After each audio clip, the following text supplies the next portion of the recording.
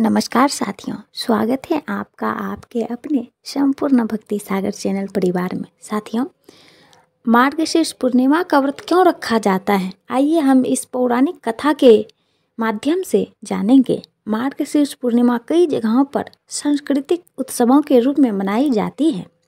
इस दिन भजन कीर्तन के साथ साथ दान पुण्य के कार्य करने का भी विशेष महत्व होता है।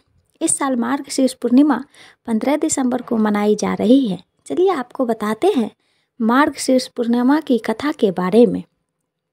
मार्गशीर्ष पूर्णिमा के दिन कई श्रद्धालु उपवास रखते हैं। धर्म ग्रंथों के अनुसार इस पूर्णिमा के दिन व्रत रखने से जीवन के सभी कष्टों से छुटकारा मिल जाता है। ये व्रत बेहद फलदायी माना जाता है।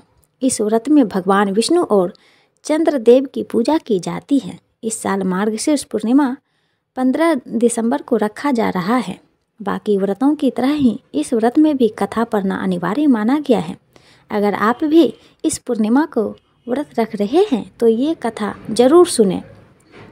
मार्गशीर्ष पूर्णिमा की कथा के अनुसार महर्षि अत्रि और उनकी पत्नी अनुसुईया महान तपस्वी और धर्मपरायण थे। महर्षि अत्रि अपने तप और योग बल के कारण सभी में बहुत सम्मानित थे और उनकी पत्नी अनुसुईया भी अपनी पतिव्रता और सतीत्व के लिए काफ़ी प्रसिद्ध थी। एक दिन उनकी महान तपस्या और सद्गुणों से प्रभावित होकर त्रिदेव ने उनकी परीक्षा लेने का निर्णय लिया।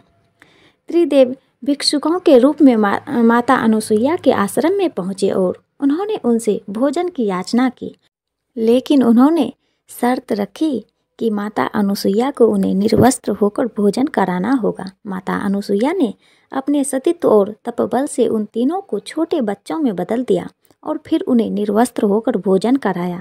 जब महर्षि अत्रि वापस लौटे तो उन्होंने देखा कि 3 छोटे छोटे बच्चे अनुसुईया के पास खेल रहे हैं।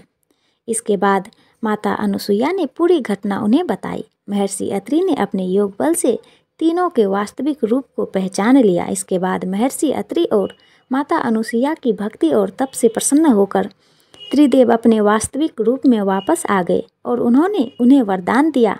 त्रिदेव ने महर्षि के यहाँ एक पुत्र के रूप में जन्म लिया। कहते हैं महर्षि अत्रि और माता अनुसुईया के पुत्र ही भगवान दत्तात्रेय के रूप में प्रसिद्ध हुए। इसलिए ही मार्गशीर्ष पूर्णिमा के दिन भगवान दत्तात्रेय की भी पूजा की जाती है।